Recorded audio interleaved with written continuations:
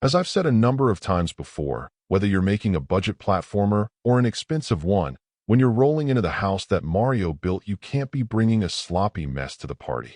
Just because something is indie no longer cuts it to explain a platformer's shortcomings, as there are plenty of them at all price points that may vary wildly in their looks and polish, but that still manage to deliver quality controls and play. Kotenok, sadly, isn't one of those. The first thing that struck me was that while its pixel art graphics aren't terrible, they're also quite ordinary. The layered forest background is at least nice, but everything else is hard to get excited about, and honestly feel like generic assets.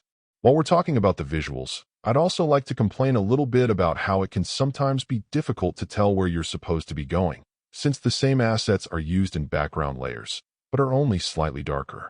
The thing is, when you're on the move and making jumps, that can lead to some confusion over where you're trying to get to or where you may land.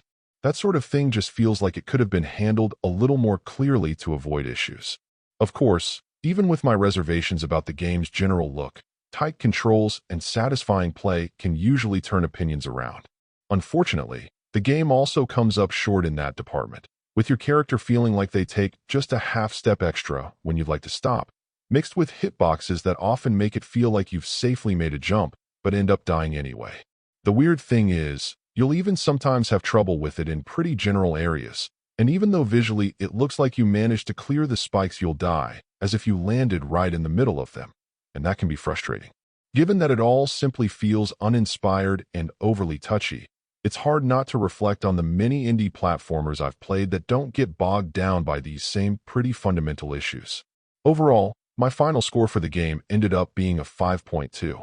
And if you're interested in picking it up, it's currently available on the Switch eShop for $4.99.